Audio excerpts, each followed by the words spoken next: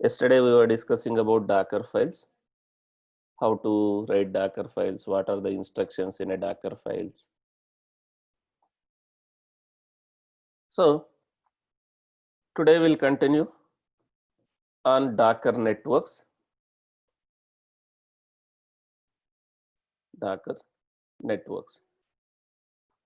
Before I start with the Docker network, I wanted to explain something called monolithic applications.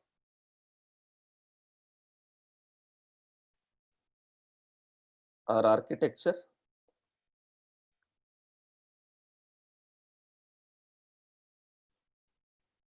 And microservice architecture.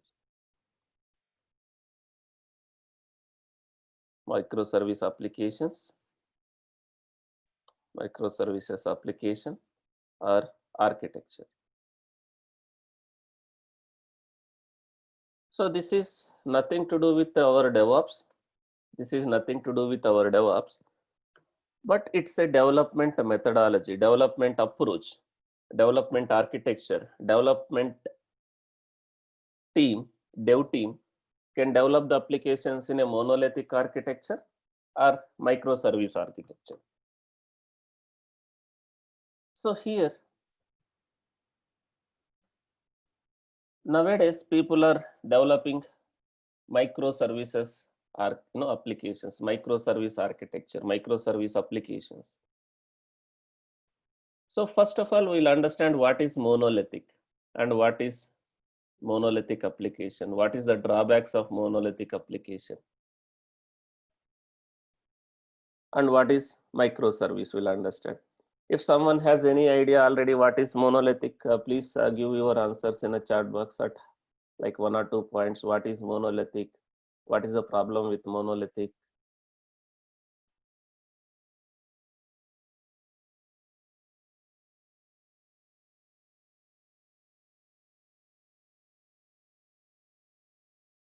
Like what is monolithic? Okay. So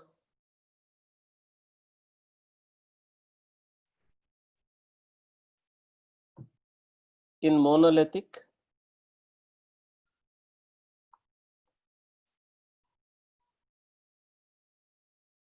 application will be built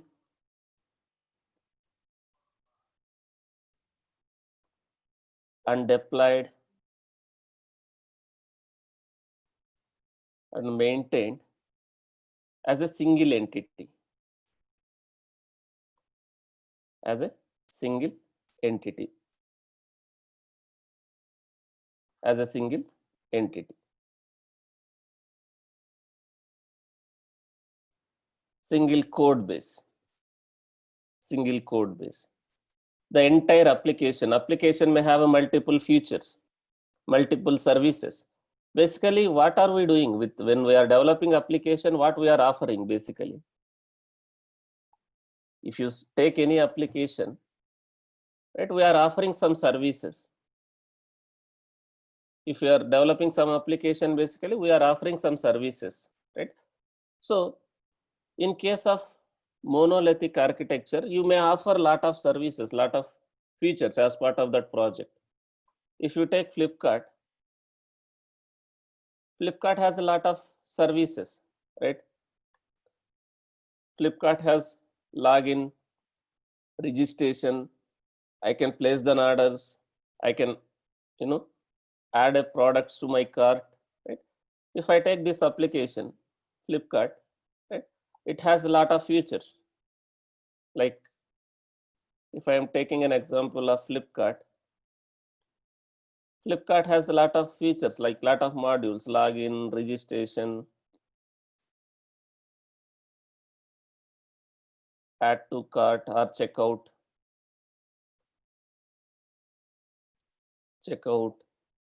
or add to cart, right? Payments, orders, there are many, etc. Profile, right? I can call these as a services or features. If The development team is following monolithic architecture. All these will be part of single code base. Everything is part of single code base. I mean to say, as part of your repository, all the modules are there, single code base. And when it comes to build or deployment, it is going to generate a single package, application package. It can be var or it can be air, whatever it is. It's a single application package. And how we are deploying? We are deploying also the single package. We are deploying that package in a servers, but in real time we will deploy in a single server or multiple servers.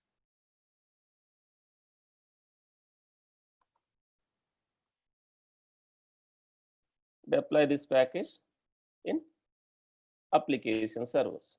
In real time, we will deploy in single server or multiple servers. Multiple servers.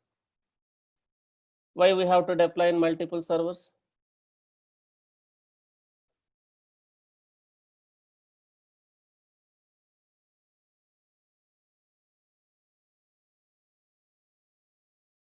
Because of high availability.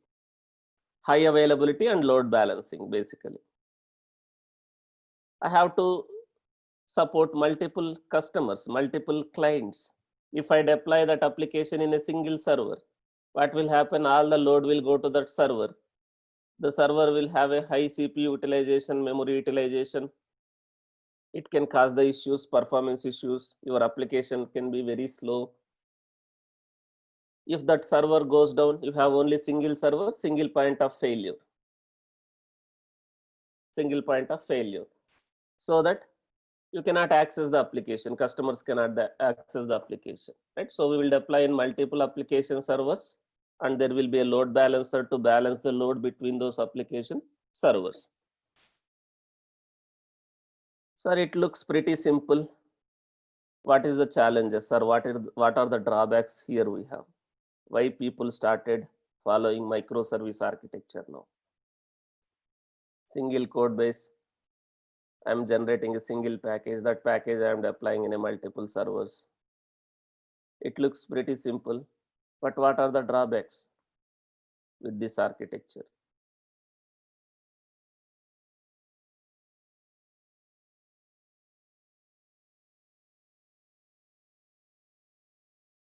What are the drawbacks in this architecture?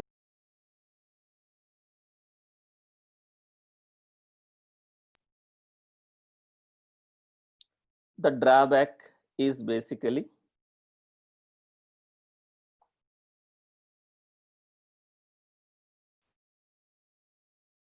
code maintenance,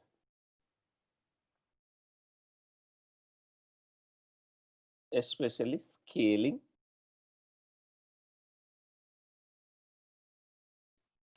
Scaling is a drawback. Scaling is a problem. Maintenance and scaling is problem here. So what is maintenance? What is the problem, right?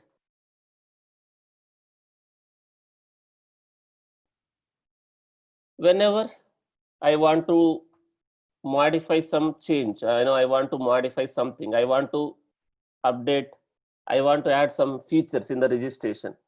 Earlier I deployed only with, users can register using only email. Now I want to develop a feature, users can register using phone numbers also. Now I am trying to give a features. I am trying to, update my application features. And I want to update only registration module, registration feature. There is no change in the login functionality. There is no change in the checkout functionality. Let's assume there is no change in any other module or features. I want to only enhance some features in this module. I want to update this. I have updated. Can I deploy or can I build and deploy only this feature without impacting the existing features? Can I build and deploy only this feature, only registration feature without impacting other features? Can we do that in monolithic?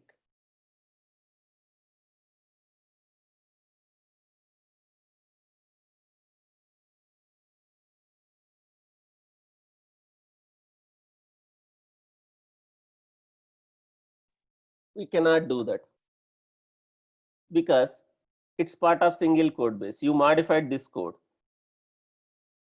and unknowingly you modified something else also, maybe here. Some developer by mistake he has updated some code in these related classes or interfaces or HTMLs. So you cannot build, you cannot deploy only this one, and you have to build entire package because it's part of single code base. And you have to test all the features, even though there is no change in this login, registration, login, checkout, payments. You have to test again entire features.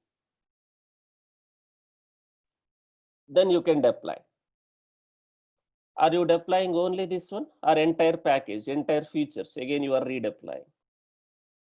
Here in this case, you are redeploying entire entire application because it's a single code base. And scaling also a problem. What is the meaning of scaling, guys? I want to scale my application. When I have to scale my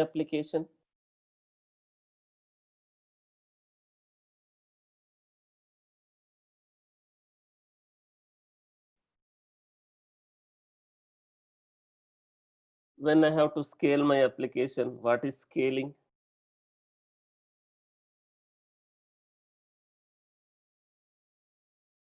Scaling is not like a new features.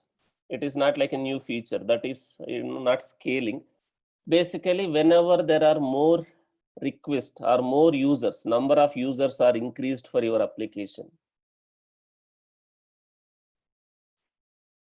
Number of users increased for your application. Suppose I supported with only 3 servers, let's assume.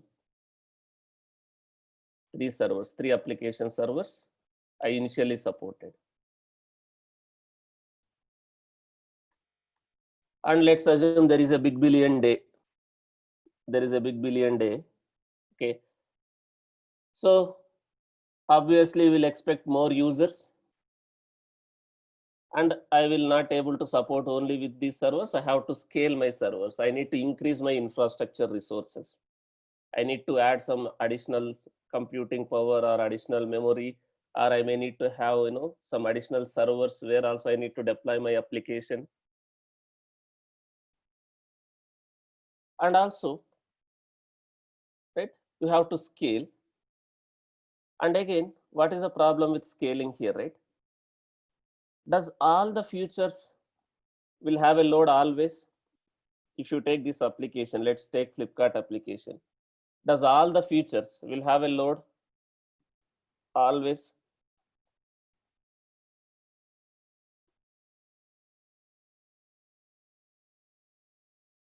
The load on login might be different. The load on registration might be different. The load on orders might be different. The load on payments might be different. If you take an use case, every day I will log into Flipkart, but will I place the orders? Will I go to the payments? Every day I will log into the Flipkart, right? Let's take an example, 100 users or 1000 users log into the Flipkart. Does all the 1000 users place the orders?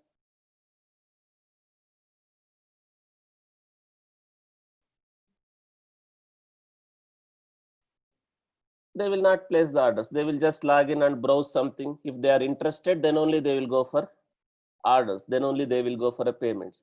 In this case, which module has more load?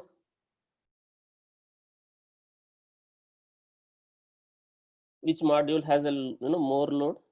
Login, add to cart, maybe checkout, right? But not the orders, not the payments, right? So if I want to scale, because there are a lot of requests coming for login, can I scale only login? Can I scale the only login feature in this monolithic architecture? If I want to scale login, I will end up scaling entire application. I want to scale login only, but I cannot scale only login. I have to scale entire application because it's a single package. And again, it is monolithic architecture. Will you able to scale with very small infrastructure with very less RAM and CPU? Can you deploy this application with minimal resources? You cannot deploy with minimal resources because it is a monolithic application. It's a very big application. You need some system resources. Scaling also a problem. Maintenance also a problem. So you need a dedicated server. On that server also, can I have a small, very less resources? Can I able to support with less resources? I mean to say RAM and CPU. Because I end up scaling entire application. Again, login, registration, checkout, everything will be running on that server. So I need more system resources. So these are the drawbacks we have with a monolithic. Now, what is microservice architecture? Same Flipkart application.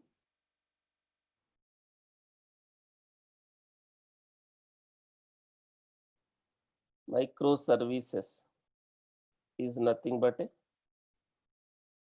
collection of multiple small applications, services. Microservice application or microservices application is nothing but a collection of multiple small application services which are related.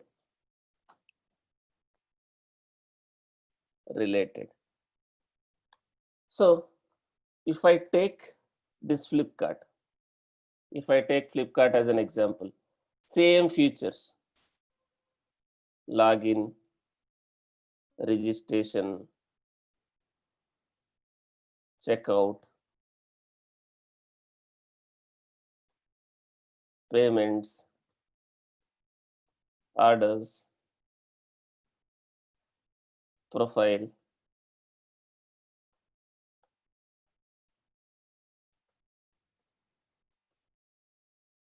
right? All these things. Now, in this, right, this is your application. This application has multiple services or features. Now, this is a separate small application, this is going to be a separate Git repository. This is going to be a separate Git repository.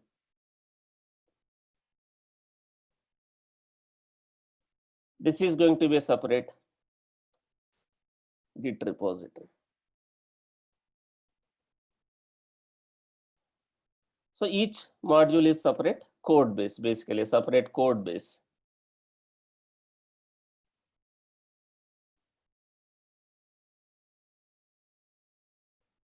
It's a separate code base. So each module is a separate code base. Now,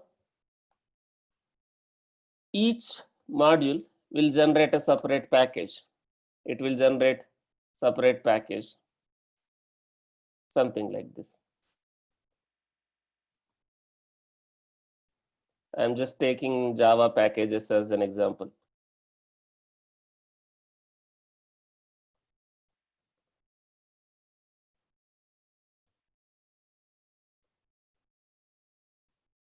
something like this.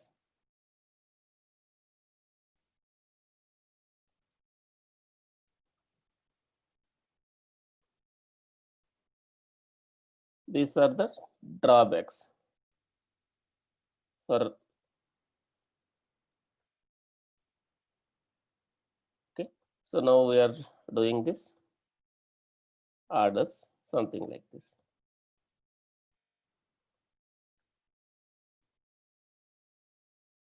Something like this. So do we have any involvement from a DevOps here? It is just an application architecture. We don't have anything to do with the monolithic or microservice. But nowadays, people are using microservices applications. So how we will build the microservice applications, how we will deploy the microservice applications, and how it will work each other, how one service can talk to each other, that is more important as a DevOps engineer, right? Now we develop something like this, the jar file or var file. Now when it coming to the deployment, now forget about containers for some time. If I just want to deploy one replica of each service, how many servers I need now? Forget about containers for some time. If I just want to deploy one replica of each package, how many servers I need? In this example,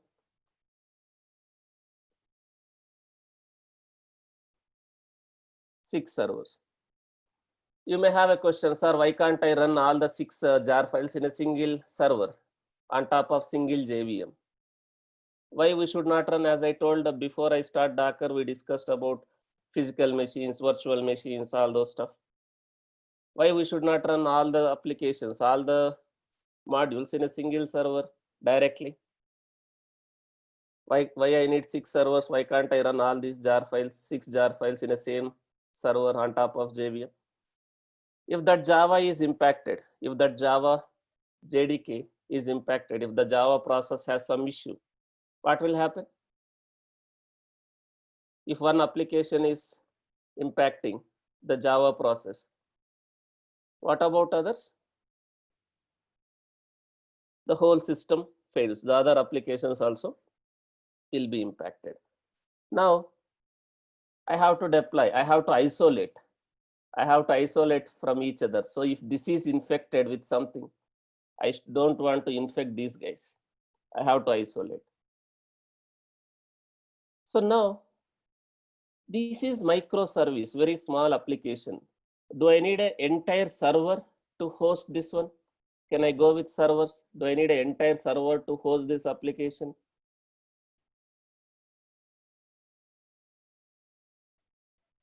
We don't need an entire server. Then how can I save the infrastructure cost? How can I save the infrastructure cost? I don't want 6 machines, 6 operating systems to host just single replica. Let's assume you want to deploy each, login, maybe 10 replicas, login 10 replicas, registration, maybe 8 replicas, orders, maybe 3 replicas. Let's assume this is your requirement.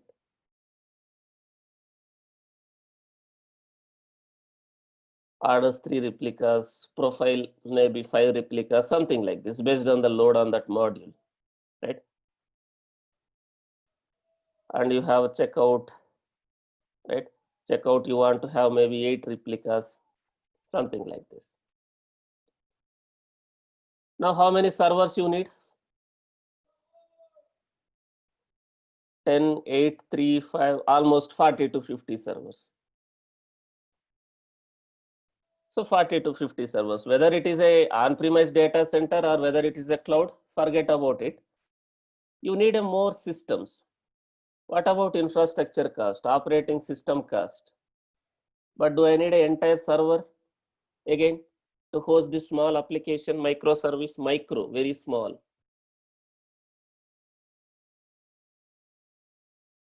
So that is where containers, containers will shine. Containerization. Containerization shines for a microservice architecture.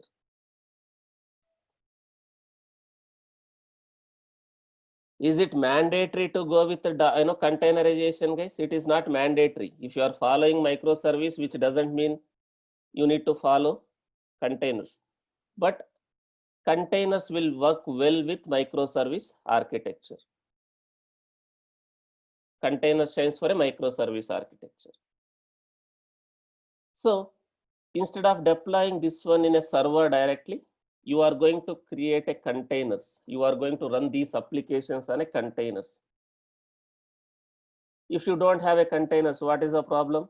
You need lot of servers, lot of infrastructure.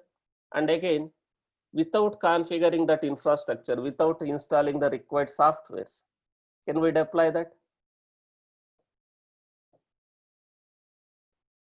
We have to configure. Again, it's a problem, right? So that is where containers, containerization shines for a microservice architecture. So I can create a Docker image. Docker is what type of tool, guys? Again, I want to ask that question. Docker is what type of tool? It will fall under which category, Docker?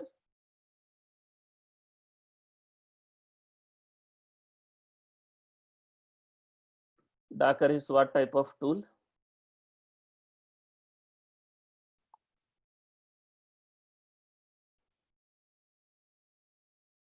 Containerization tool. Containerization tool. Containerization tool. It's not a virtualization software. Okay. So we discussed in the first day.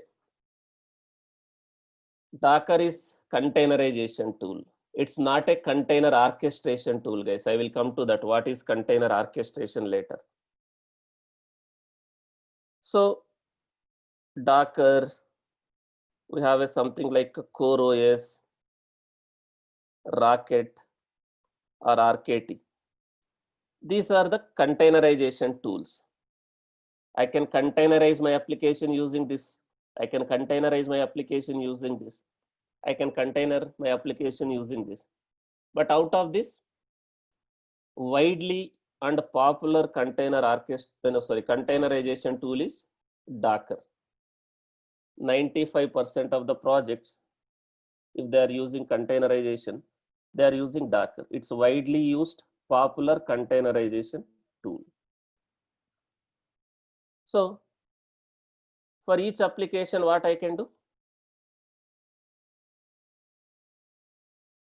Each application, you create a Docker image. You create a Docker image.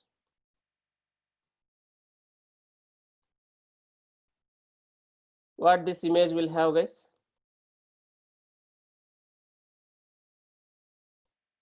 What this image should have basically?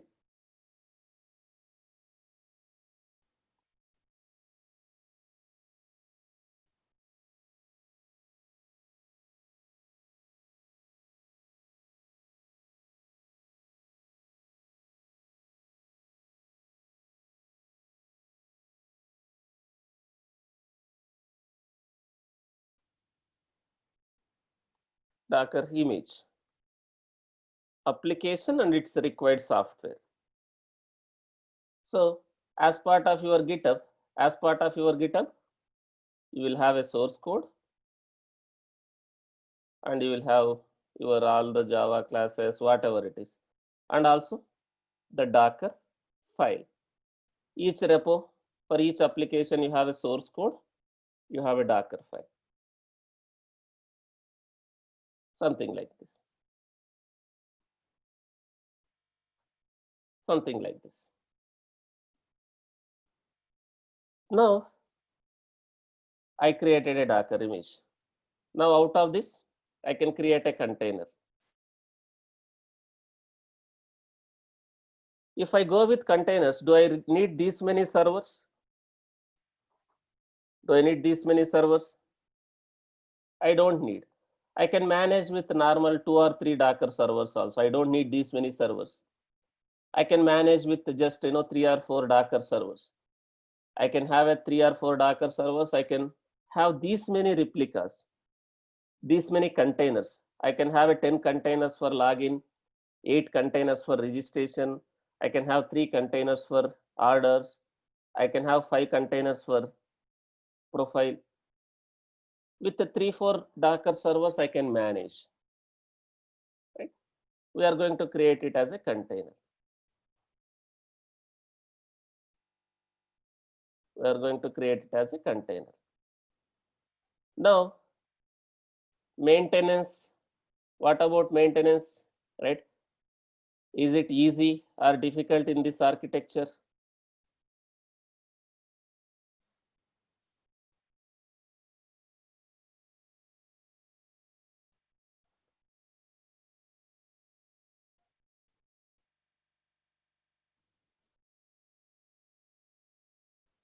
Is it easy or difficult in this architecture maintenance? Right?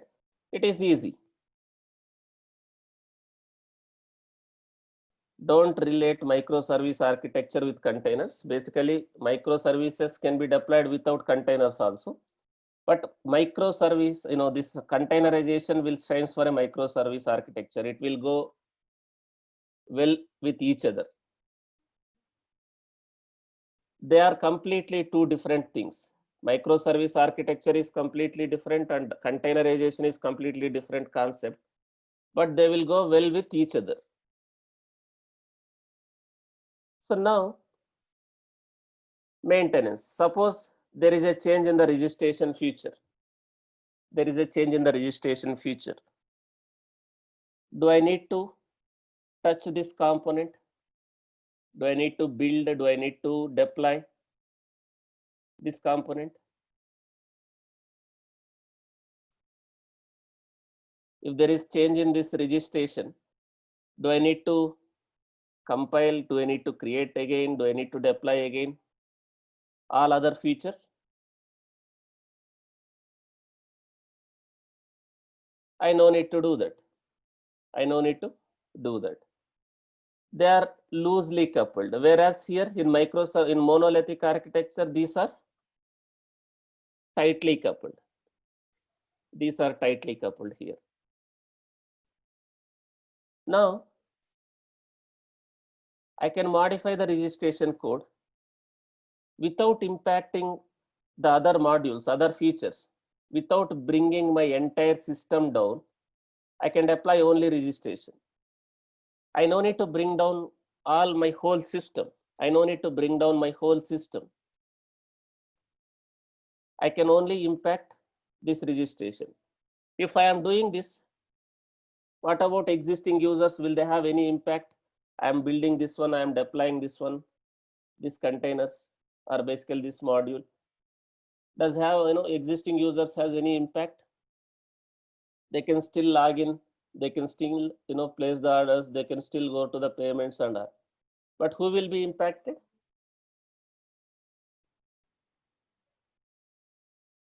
The guys who are trying to register. The guys who are trying to register. And coming to the scaling. Maintenance will be easy, guys. It's very small code base. It is very easy to understand. It is very easy to maintain. And also, if I go for a microservice architecture, can I develop this one in a different programmatic language? Can I develop this one in a different programmatic language based on the features I want to add?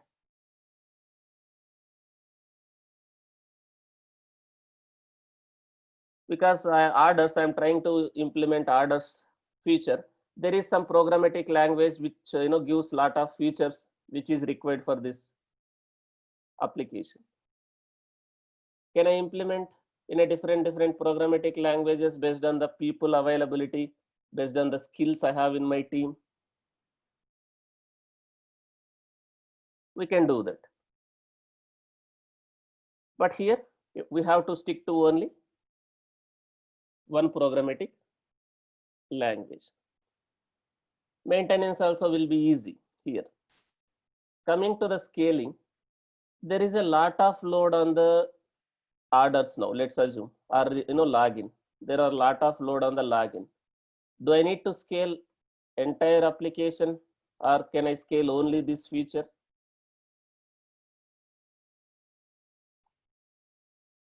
Guys, if you understand microservice architecture, you can understand easily the Docker concept, because in real time, you are going to apply all these things in a Docker using Docker. So I can scale only login. How can I scale login? I can increase the number of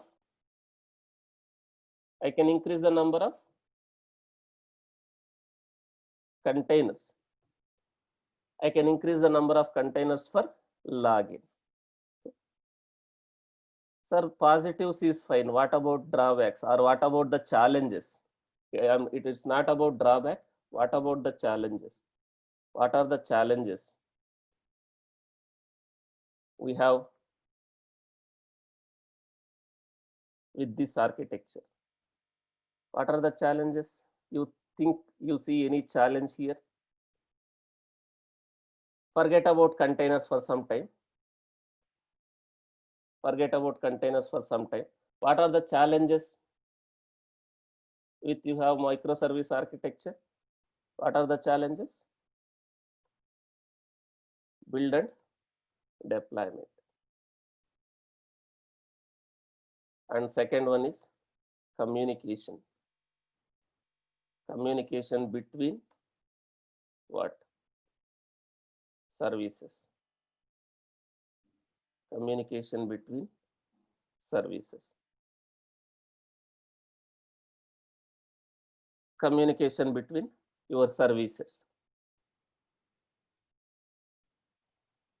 So what is the problem with build and deployment? Earlier you had a single project, single code base. Earlier you had a single code base, single project. You are easily able to build and deploy. Now there are multiple repositories, multiple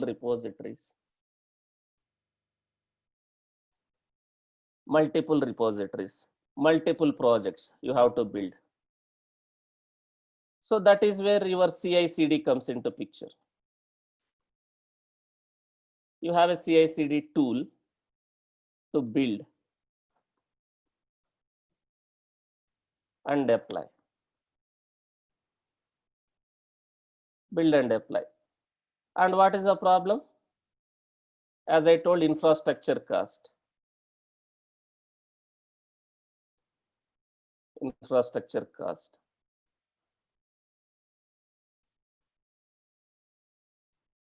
So I don't need entire server to host these applications. So infrastructure cost. And how can I reduce the infrastructure cost? Using containerization. Infrastructure cost and also the challenges in configuration.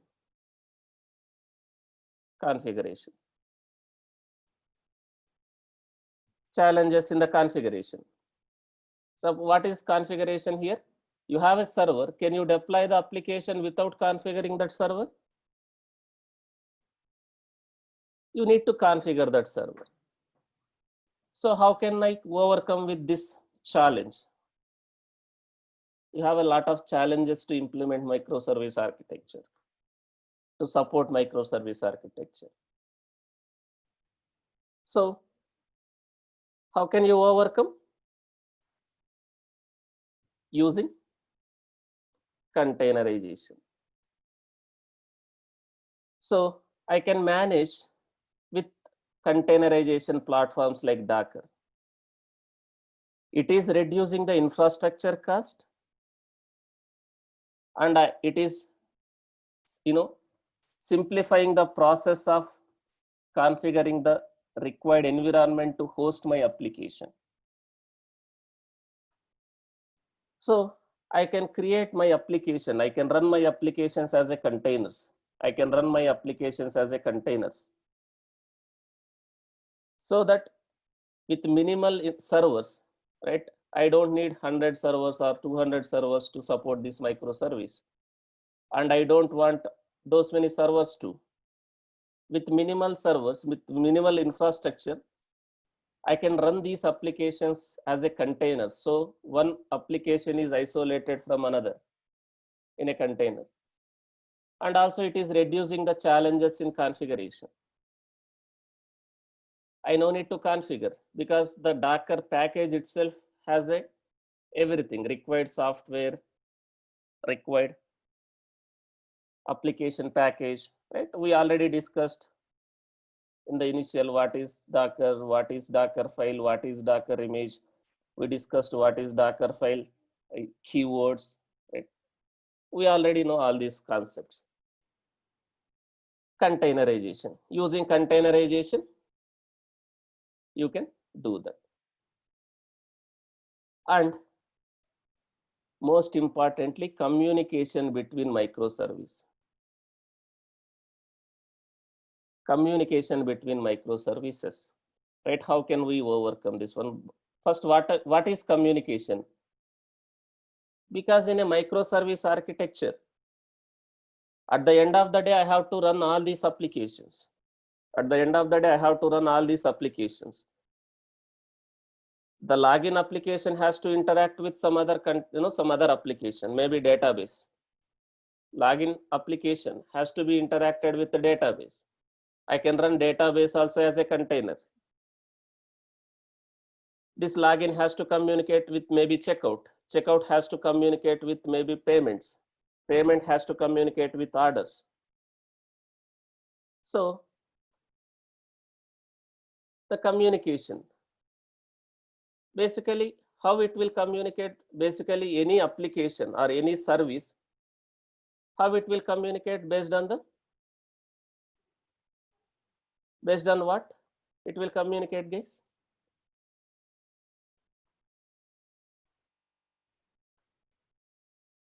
Suppose if you host this one in some different server for now, this guy has to communicate with this guy. How it can communicate? Basically using network should be there between those two, but how it can access? Basically, your application is running on some IP, your application is running on some port, your application is running on, guys, applications will not use SSH. SSH is just to you want to log into the server. Applications, one application want to communicate with another application, basically it depends on which port your application is running, on IP address. Okay, so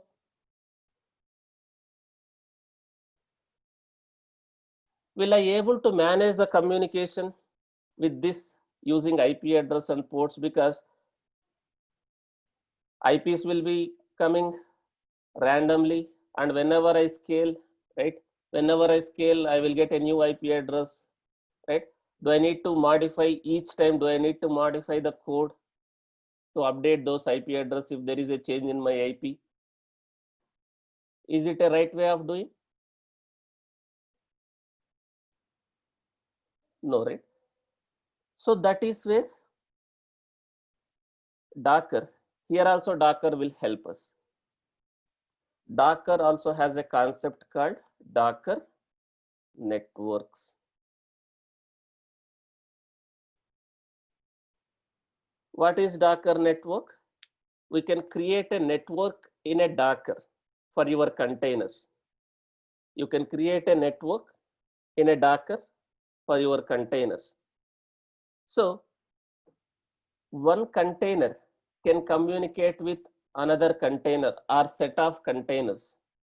One container can communicate with another container or set of containers using names. They no need to depend on an IP address, because container IPs are dynamic. You are going with containerization and you created your application. You are running this application as a container. Container IPs are dynamic. If I create this container, I will get some IP. If I create this container, I will get some other IP. So container IPs are dynamic. Do I need to again go and update the IP address in this code and again build? Is it a, better way of writing a code, or better, are you following the, best practices, right? Even though I do this, what happens? Suppose this container is gone and we created another container. Will the IP will remain same or IP will change?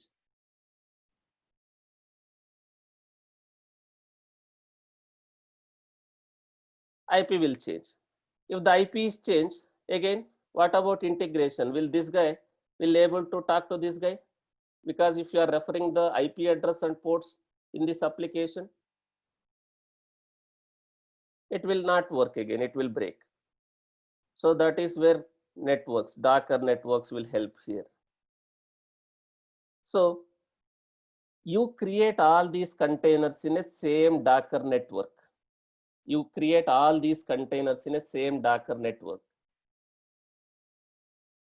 You create all these containers in a same Docker network. If the containers are there in a same network, one container can communicate with another container using container names. Do you have a control on the container names? Do you have a control on the container names? Yes, no? Don't you have a control on the container names? Who is giving the names? Do you have an option or do you have a control?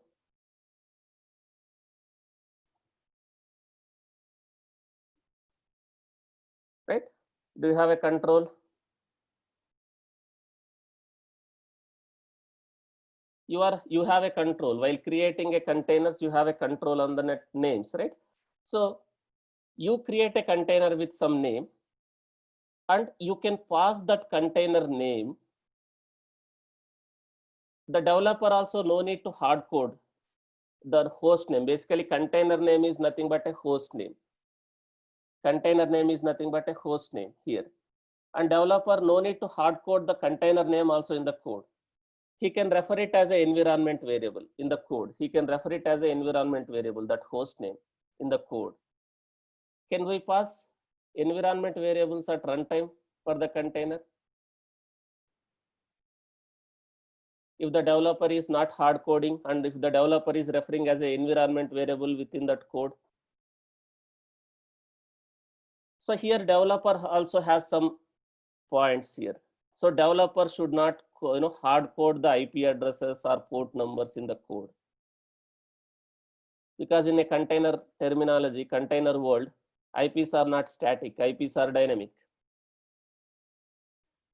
So developer also has some best practices. He should not hard code something which is dynamic, like IP address, ports of your containers. He should not hard code. He can go with some name and we can create a container with same name, or he can refer it as an environment variable and you create with whatever name you want to create and pass that while creating a container. Provided again, if all these containers are there in a same Docker network, one container can communicate with another container using Docker networks. Okay. So that is why I am saying containerization. Basically, containerization shines for a microservice architecture. Containerization shines for a microservice architecture. So these challenges we can overcome if we follow this. These are not drawbacks. I am saying these are the challenges with microservice architecture. I can overcome these challenges with this one. Okay. So with this background, we'll try to understand about what is Docker network. So you know already how to create an image, what is Docker file, You know already what is Docker, what is virtualization, what is containerization. You guys already know what is Docker file, what is Docker image, how to create an image. You guys already know how to push these images to the repository and how to create a containers. Right? So with this background, we'll try to discuss about Docker networks. So guys, I have given document whatever I discussed now about monolithic microservice architecture. I already provided a document to you guys. We discussed all these things already. What is Docker? What is difference between virtualization and containerization? How container works? Right? We discussed about key concepts. What is image? What is container? Now, if you see, today we discuss monolithic and microservice architecture. This is where what we discussed. Monolithic built as a single logical executable, microservice built as a suite of small services. So scaling, implementation, maintenance, deployment, right? So this is what we discussed. You can go through this document to understand more. Now with this background, we'll try to understand about Docker networks. What is network basically?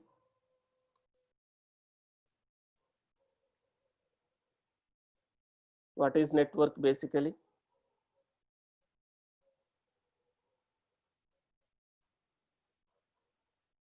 Network is nothing but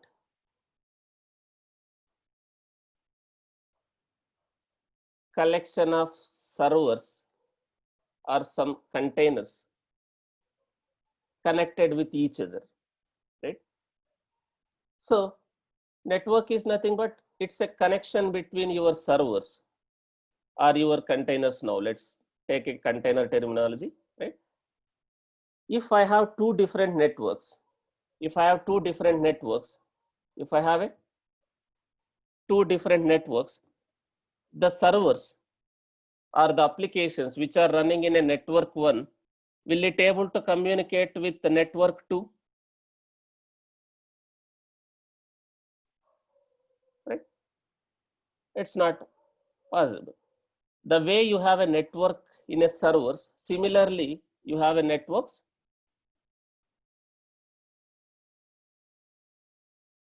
We have a networks at a container level also. Even though containers are getting created in a same server, something like this.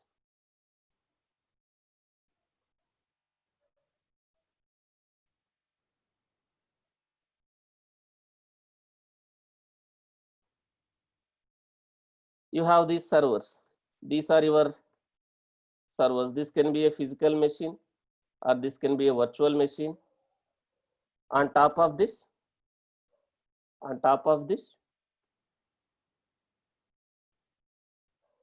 you have a Docker. On top of this, you have a Docker. So we are creating a containers here. You are creating a containers here. You are running your applications as a microservices. You are running your applications as a microservices. You are creating a containers here.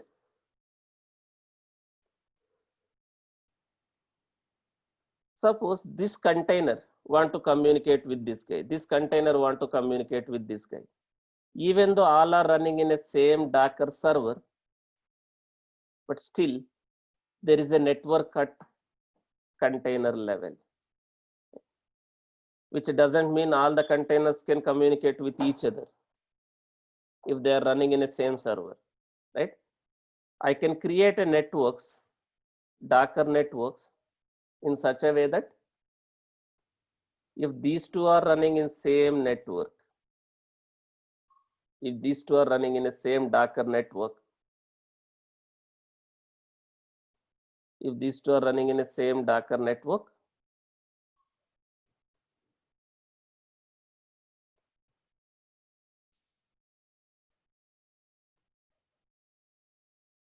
then only this guy can communicate with this guy.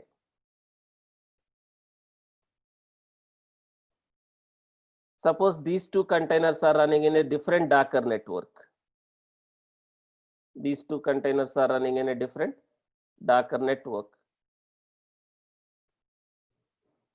If these two are running in a different Docker network, these two can communicate with each other. These two can communicate with each other.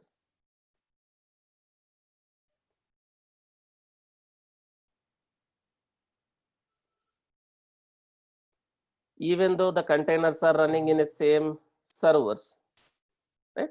If these are running in a different networks, this container cannot communicate with this container. This container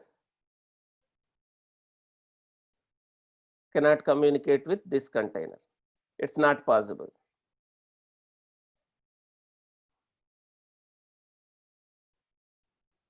It's not possible, right? So if you are following microservice architecture, all your related microservices, what you have to make sure while deploying these containers, if you are if you are developing a microservice architecture, what we need to take care when we are deploying these containers, we have to make sure these containers are created under same network, Docker network. So Docker has by default these networks. Docker by default has below 3 networks by default.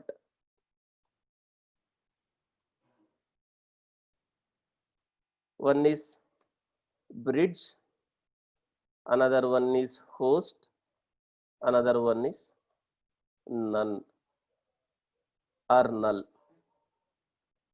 None or null. So each container will have an IP address, container IP address, which we already discussed. Each container will have an IP address. This container may have an IP address, something like this.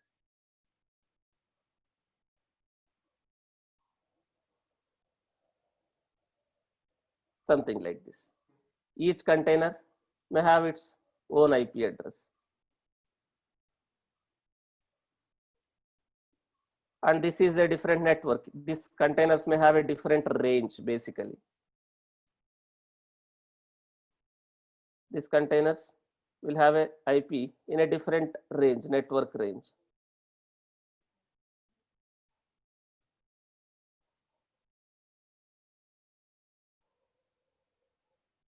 So this may have a different IP. The range, the network range is different because this is a different network, this is different network. Now this guy, let's assume here you are running some application on 8080. Here you are running one application on 8080. Do I need to create a containers with host mapping, the port mapping? Suppose if this container want to communicate with this container, do I need to do a port mapping or port binding in Docker if this container has to communicate with this container? Not required, right? Then how can this communicate with each other? IP or name and port.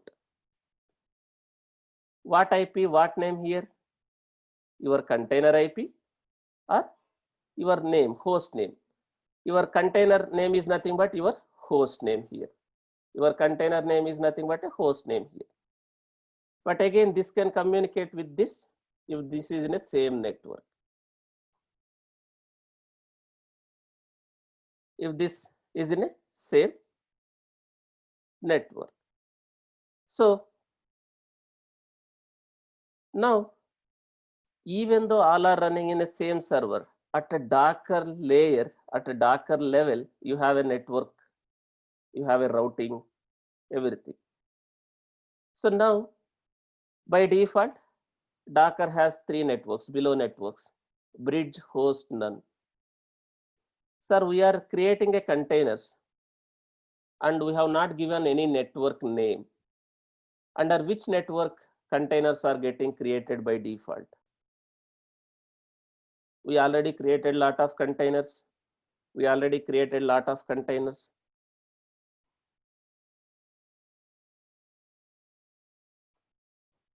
So under which network containers are getting created by default, and how will I come to know under which network my container is created?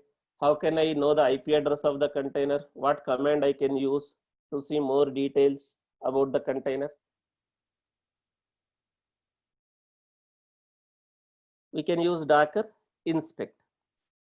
By default, under which network containers are getting created, right? Here. This is the default network, default bridge network. So let me show that. Let me connect to my Docker server.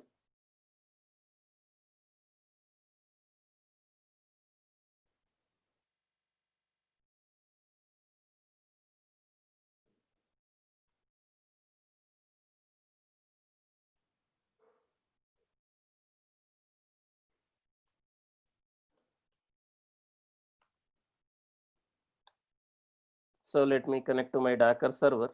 Let's see if I have any containers already. I don't have any containers running. I don't have any stopped containers also. So now let me create a container.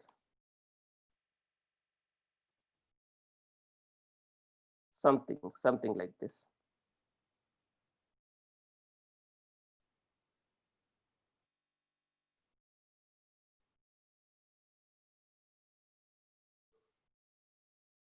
So I am not giving -p for now.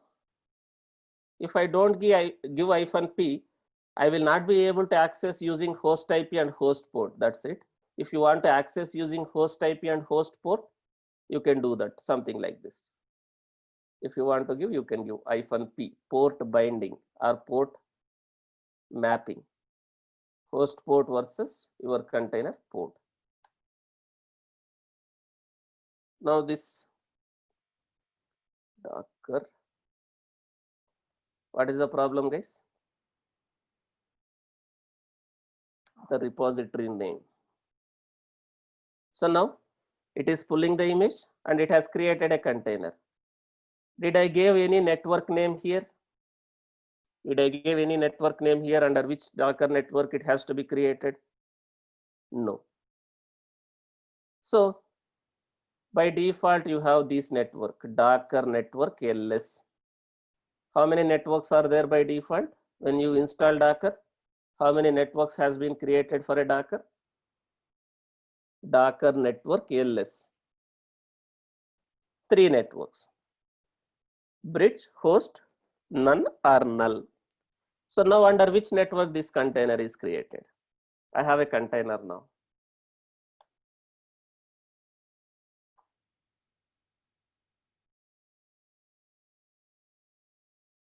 So under which network the container is created now? How will I know? What is the IP address of the container? What is the network? Docker inspect. Inspect your container using container ID or container name.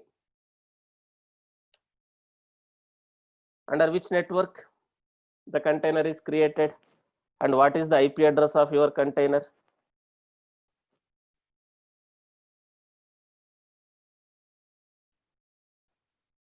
If you see under which network, this is the network name. This is your IP address 172.0.0, 172.17.0.2. That is your IP address. Under bridge network, that is the default one. That is the default network. This default, the default one. Where is that document? here, default one. Now let me create a one more container. Let's assume you have a database. Now this application container has to talk to the database container. This application container has to talk to the database container. Let me create, or let me just create a one more container. I am creating another container from another image.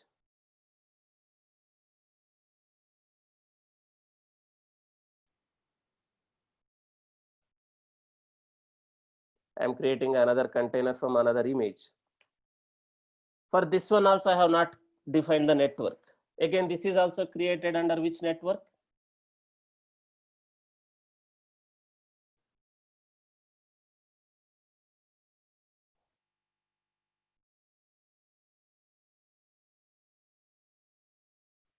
If you see now I have two containers. Okay, I think name is already in use. That is the error. Okay, let me remove. I already have a container with that name. So I am going to remove. Anyhow, that is a stopped container, I guess. No, that is not stopped container. That is running container. Okay, let me give.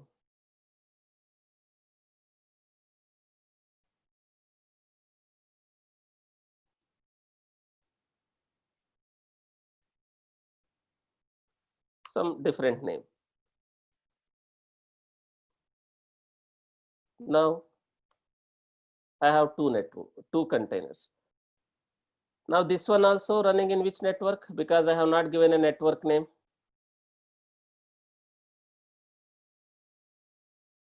Let's inspect this container. This is also running in a bridge network. What is the IP address? If you see 172.17.0.3. This one. Now suppose this container, this application has to communicate with this application. Both are running in which network, guys? Now default bridge. If I create another container, that will also run in a default bridge if I don't mention network name. Suppose I am running a one more container. Maybe you have a database container. I am creating a database container.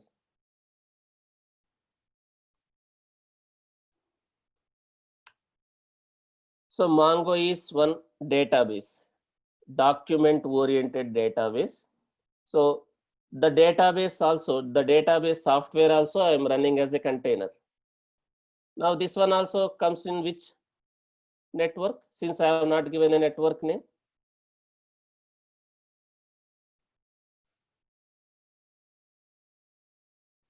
In a bridge, default bridge, the default bridge. Let's inspect this. This is the IP address, bridge. Right?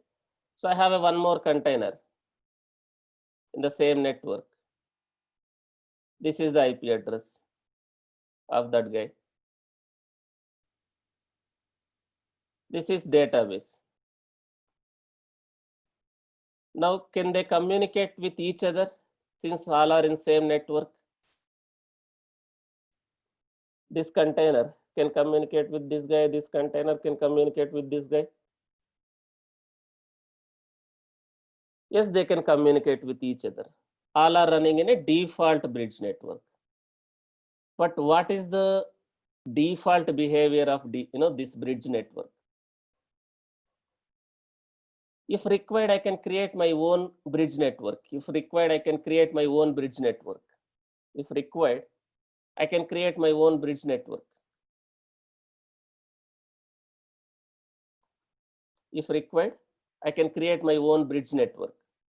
How to create my own network in the Docker? Docker network create -d, something like this. Something like this. Flipkart bridge. I can create my own network. If required,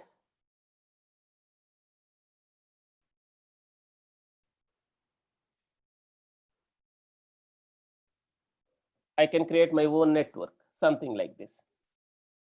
But what is -d here, guys? When we create a value, when we create a network, -d has a different meaning. It is not detached. When we create a container, -d stands for detached. What is D here? The driver. The driver, your network driver. The network driver. So using this driver, bridge driver, I am creating my own network. Something like this. Now, what is difference between the default bridge network and what is difference between custom bridge network and default bridge? Custom bridge is nothing but the one you created, the one you created. The default one is by default whatever Docker provides. Does anyone has any idea? Previous batch students, you already attended, right? What is the difference between default bridge and custom bridge? This is also interview question.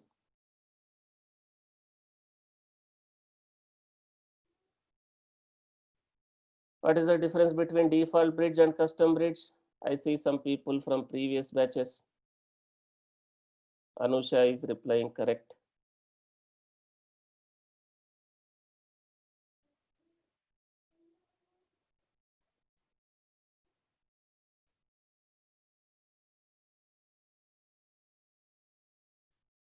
So in default bridge, what is the default behavior, right? The communication between these containers. Communication can happen only using IPs. Containers cannot communicate with each other using names. Names are nothing but your container name is nothing but a host names. This is the default behavior in a default bridge network. In default bridge network, this is how it will happen. When I create a custom bridge network, when you created a custom bridge network, custom bridge is you created yourself. We created something like this: Docker network create -d driver bridge, something like this you created.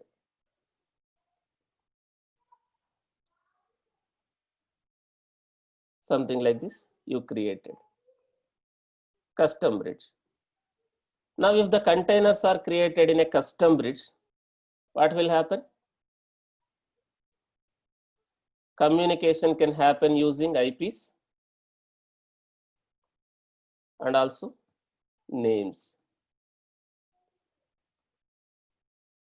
Basically, your container name is nothing but a host names. Host name. Each other can communicate with each other using names and also IPs. IPs.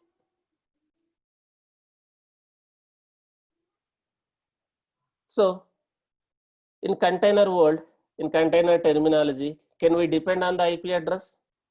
Containers can go down for any time. Containers can be recreated. Containers will be recreated automatically if you use some container orchestration platforms. Can we depend on the IP address? IPs are dynamic, right? You no need to depend on IP address. So we can go with the host names. But now these containers, whatever containers I have, Will they able to communicate with each other using these names, container names, basically host names? Whatever we created now.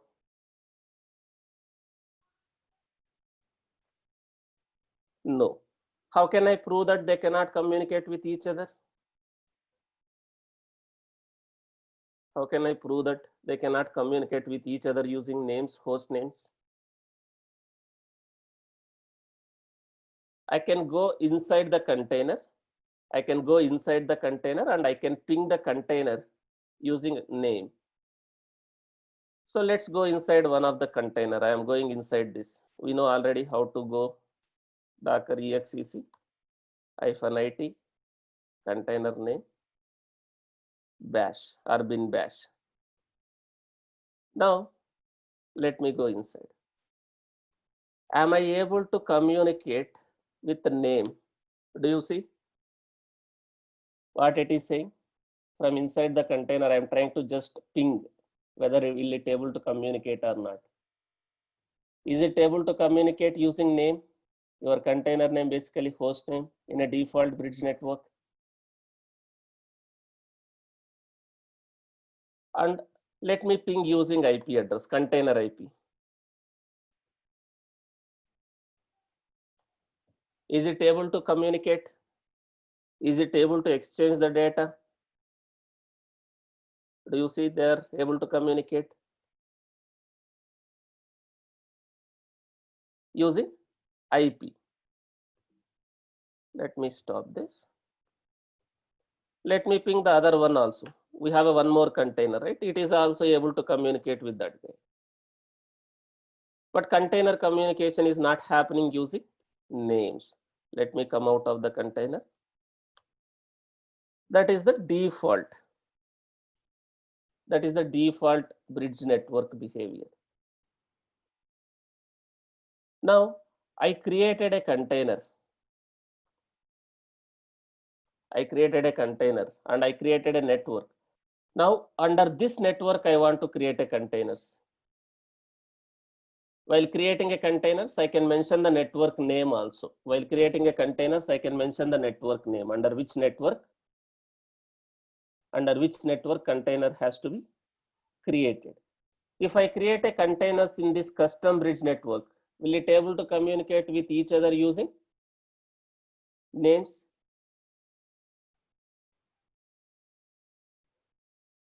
Yes, we can do that. So let me remove these containers because this server capacity is very less. It has just 1 GB RAM.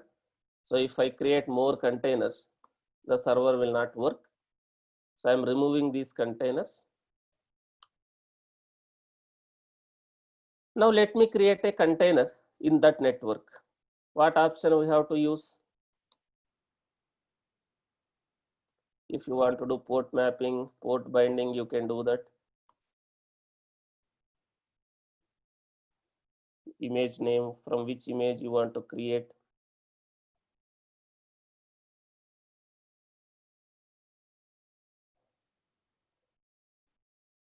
Now what option we have? Now if I execute something like this, container will be created in which network now?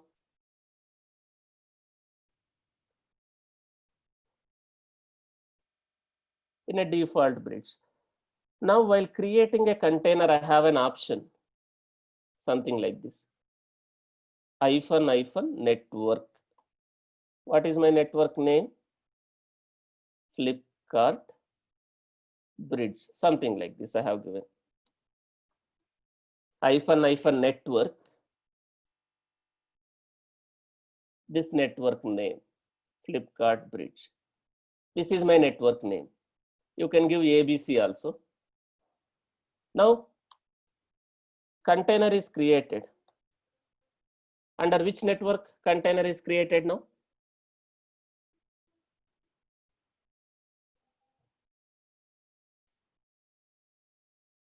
Container is created on a Flipkart bridge. How can I know that? Docker inspect. You already given the network name, it will be created there only. Let's inspect. Do you see under which network it is running now? So you will have a different CIDR because this is different network. It will have a different CIDR. And what is this? Once the first IP address in that CIDR. That is, are you getting any container with that first IP address in that network? Not only in the Docker network, you take any network, right? So that is hold for what? That is holded for what?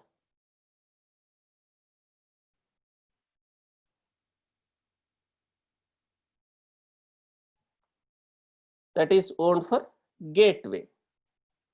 What is gateway, right? Communication, right? One computer will communicate, one network, basically one computer or one container can communicate with each other via gateway, right? So that gateway is owned by that container, that network, right? There is some program, there is some program which will be running. That IP address is reserved for that gateway. So the communication in that network will go via this gateway. So this is the gateway for this network. 172.17.01, that is the gateway for other network. Okay. Now containers are running in this network, this. So let me create one more container in the same network. Maybe whatever you want to create. I don't need port mapping. I'm giving a container name as something like this. Container name also Mongo. What is this last one?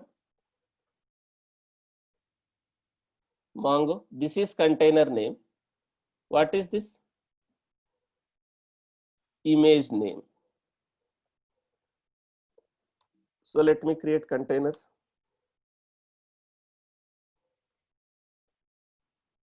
Now, these two containers are running in a custom bridge network. This is also running in this network. This is the IP address. Now let's test the connectivity.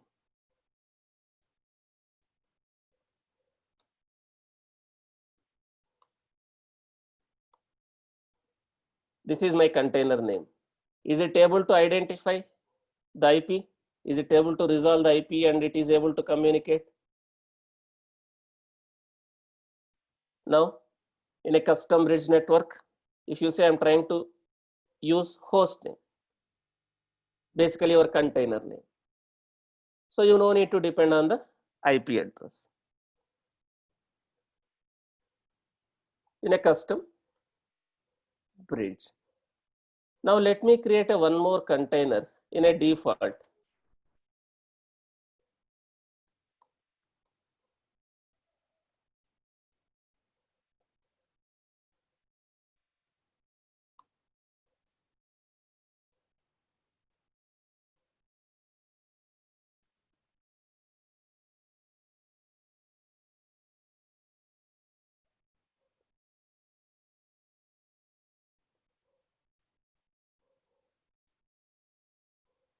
So I'm creating a one more. Okay, -, I give -C instead of -D. Okay. Now I created this one and I have not mentioned the network. Under which network this is created now? I have not mentioned the network. Under which network this is created now? In the default. Now, this container is running in a default bridge. These two are running in a custom bridge. Now, will these two guys can access this one, or this guy can access these two guys using IP or name? Whether it is IP or name, will these two guys can communicate with this one, or this one will be able to communicate with this one using IP or name? It's not possible. If you want to check, you can check. Let's get the IP. Let's get the IP of this one. This is 172.0.0.2. Now let me go inside this. Am I able to communicate with this guy? Is it working?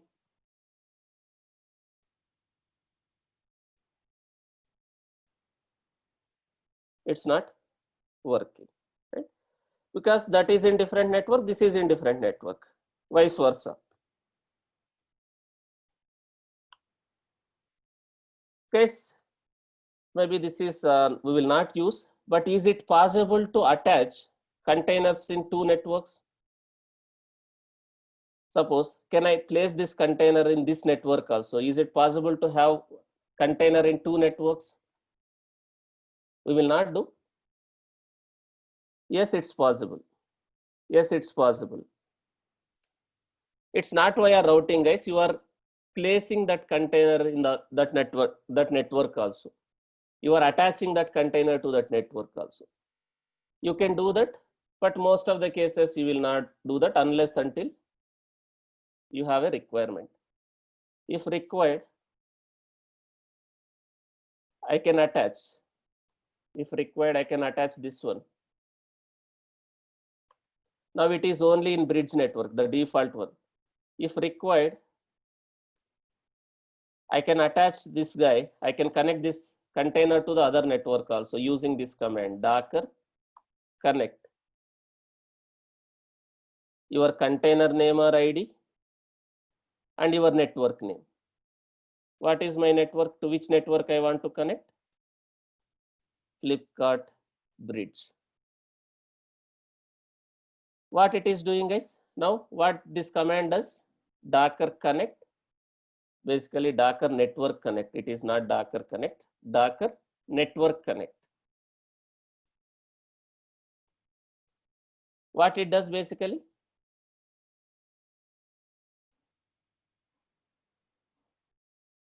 What you are doing?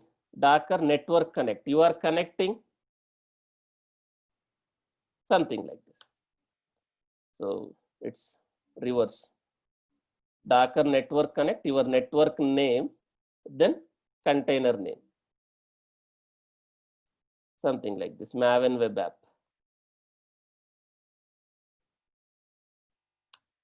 Now you connected this container to this network. Now this container is in how many networks now?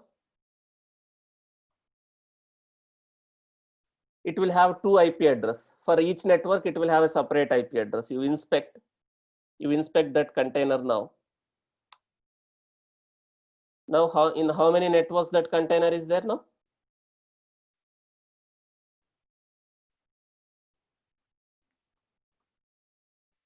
You see how many networks and how many IPs it has. For bridge network, it has a different IP. For Flipkart bridge, it has a different IP. Now, this guy also can communicate with each other. Let me go inside this. I cannot access from this using this IP. I can access using this IP or name. Maven web app. Now it's resolved to which IP address it is able to communicate. This Java web app is in a Flipkart bridge network. This Java web app container is able to communicate with Maven web app container because now that is also part of this network. Now it is able to communicate, right? If required, I can disconnect, guys. If required, I can disconnect. If I don't want, I can disconnect. Now I disconnected. Will I able to access now?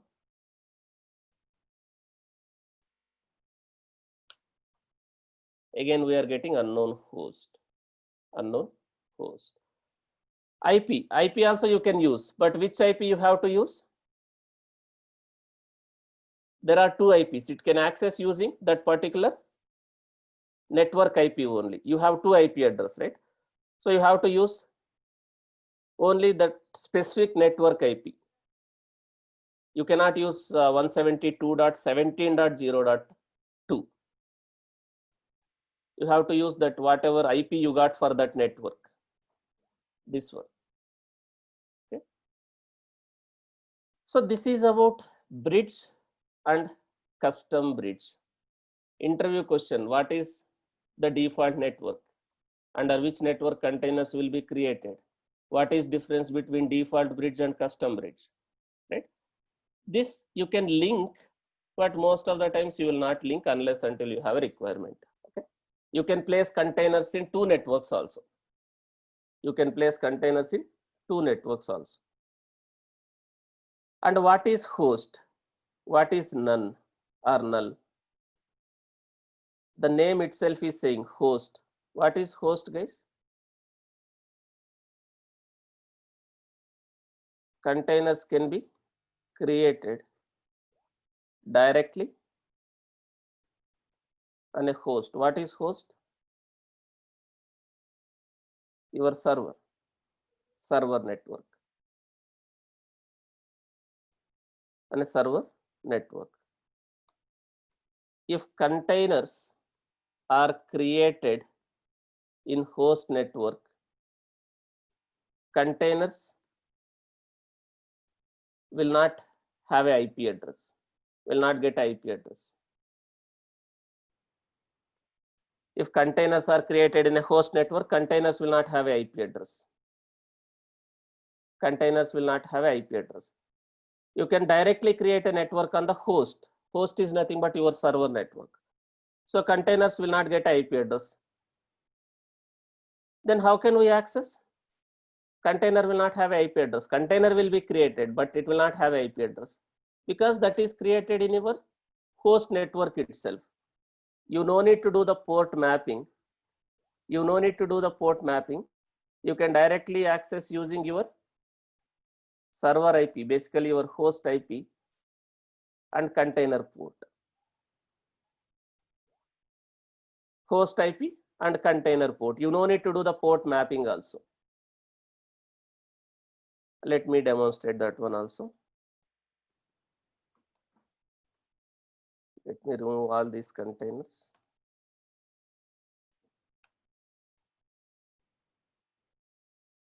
So I can create something like this.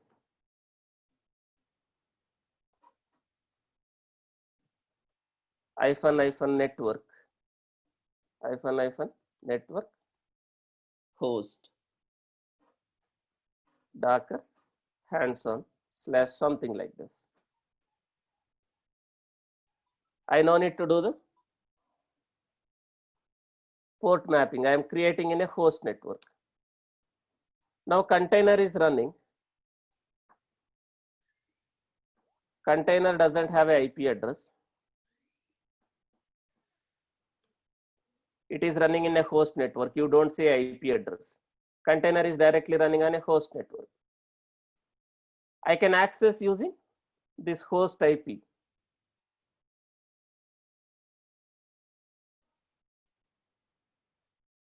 So I can access using this host IP. And that container port. Container is running directly on the host network. What is the problem with host network? Can I create a one more container on the same port? Already this application, this container is running on port 8080. Can I deploy another application? Maybe Jenkins image or maybe other application which runs on same port, container port. Can I do this?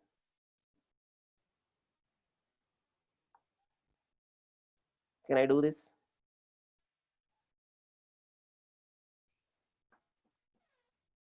In host network, can I do something like this?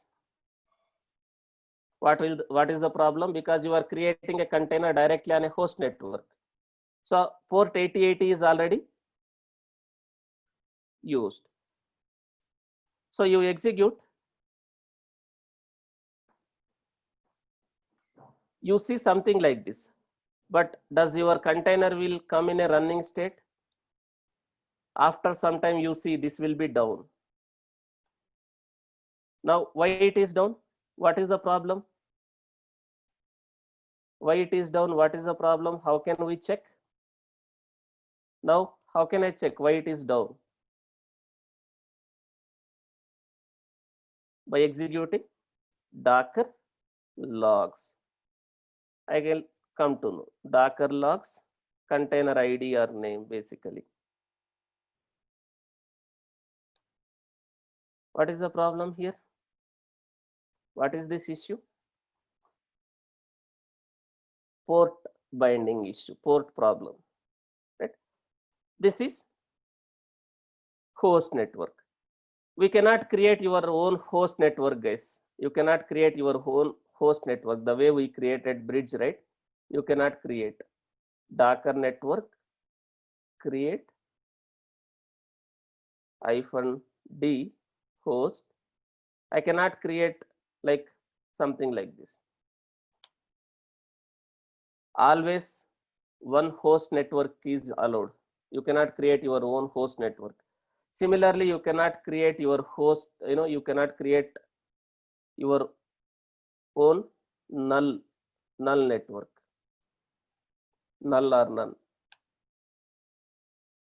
But we can create n number of bridge networks. But this host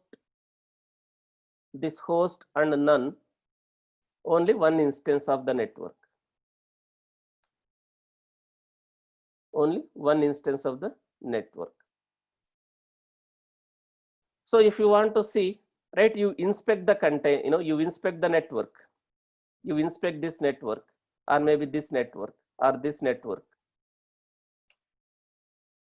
And I can see how many containers are running in that network. I can inspect the network and I can see how many containers are running in that network. Here, something like this. So what is null or none network? What is null or none network? We have a host network. Similarly, you have a null or none network. The name itself is saying none or null. Containers, if we create containers in null or none network, basically, container will not have an IP address, and we cannot access anywhere. We cannot access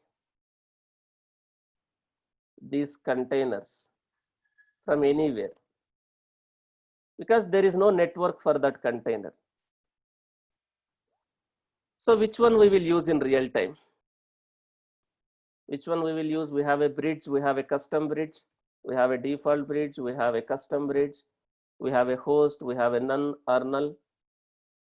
Which one we will use?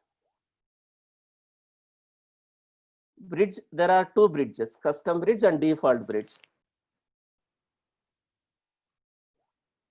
Custom bridge and default bridge. There are two bridge networks, right? So custom bridge, but again, that depends on not only containerization. In real time, you will not go with single Docker server, guys. In real time, you will not go with single Docker servers. In real time, you will have a multiple Docker servers. In real time, you will have a multiple Docker servers. Containers will be distributed in multiple Docker servers. Some containers will be running here. Some containers will be running here in this server also. Now, we cannot create a bridge between these two. You cannot create a bridge between these two. You cannot create a bridge between these two. So if I create a bridge network here, again, this is local to this server. If you see Docker network ls, if you see the scope, what it is saying? Local. What is the meaning of local? That network is local to that server. You cannot create something like this. The network between multiple Docker servers. multi-host networking. Now I need a multi-host networking because my containers are running here. This guy should communicate with this guy. So if I create a bridge network that is local to that server, in real time, you will not only use Docker. In real time, you will not only use Docker. In real time, we will use containers with container orchestration tools. So later we will understand what is orchestration, what is the problem with only Docker, container orchestration tools like Docker Swarm or Kubernetes. In real time, you will not only go with the Docker, whatever we have done. In real time, you will go with containers with container orchestration tools like Docker Swarm or Kubernetes. If I go with multiple Docker servers, I need to go with container orchestration tools like Docker, Docker Swarm. In that case, my containers will be distributed. I need a multi-host networking. If I use Docker Swarm, there is a network called overlay, multi-host network. So I need to create a overlay network. So the overlay network is multi-host networking. Now, if containers are running in a same overlay network, containers can communicate with each other even though they are running in a different servers. In case of Kubernetes, we have some network called ViewNet, Flannel, or Calico, right? We'll create a network, and once the containers are created, then they can communicate with each other if they are in that network. In real time, we will not use bridge, we will not use custom bridge. Unless until you are only using Docker, you will not use those. If you go with the Docker Swarm, we will use these networks. Now, we cannot create a overlay in normal Docker server. Now I cannot create overlay network. -d overlay. This is the driver. Flipkart overlay. Because this is not a swarm, we have not initialized the container orchestration tool. We have not initialized the Docker Swarm. So I can create overlay network only if I initialize the Docker Swarm. What is Docker Swarm? Why do you need Docker Swarm? What is container orchestration? Why do you need container orchestration? We will discuss later. So hope today it's very clear what is networks, what is microservice architecture, what is monolithic architecture, and how monolithic microservice architecture, basically microservice architecture is related to Docker. These two are completely different concept. Microservice architecture is different concept, Docker is different concept, but microservices will work well with containers to overcome these challenges, whatever we discussed. Now you will get an idea how Dockers will be used to deploy our applications, our real-time applications in our servers, right? What are the advantages? What are the advantages with all these things? Hope everyone is clear, guys. So tomorrow we'll continue with the Docker volumes. Tomorrow we'll discuss about Docker volumes. So tomorrow I am going to discuss about Docker volumes. What is Docker volume? Why do we need Docker volume? All those things. So Kale is asking, sir, Docker is for configuring. Then how do we need Ansible, right? Ansible is also a configuration management tool. But what we can configure? We can configure the servers. We can configure your infrastructure. Once you create a server, if you want to install something in your servers like Docker software or Kubernetes software, you want to install, you want to configure the servers. Ansible is basically configuring your servers. In Docker, you are creating an image. That image will have only the required software to run your application, right? Using Ansible, you can configure the server. Suppose you want to install Docker in 100 machines. You want to install Kubernetes in some 10, 15 machines.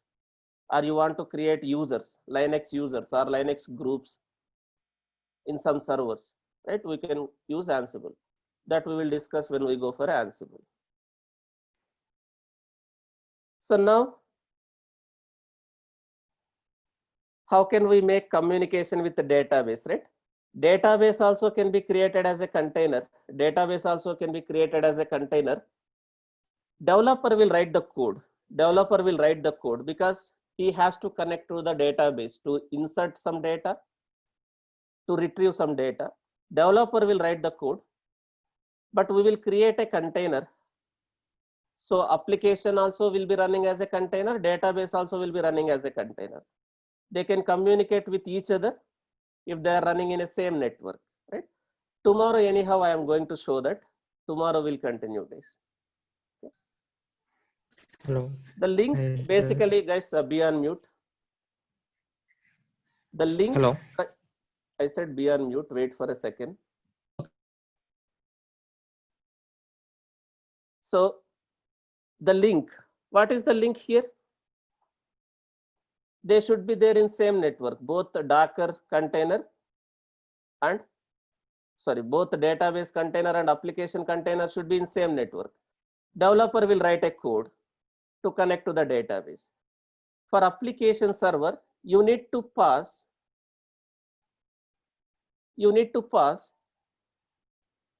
the database username, password. The developer will write the code. It is not something like if you just create a container, they can insert the data. You have to code.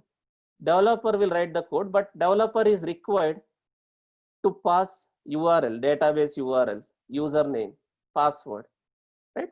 So here we will not pass IP address. Developer will not hard code IP address of the database container, right?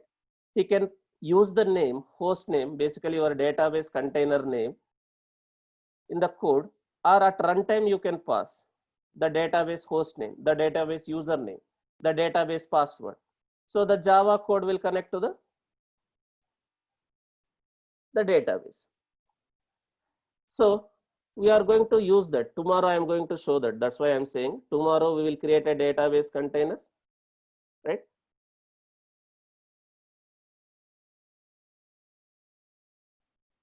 So we'll continue tomorrow, guys.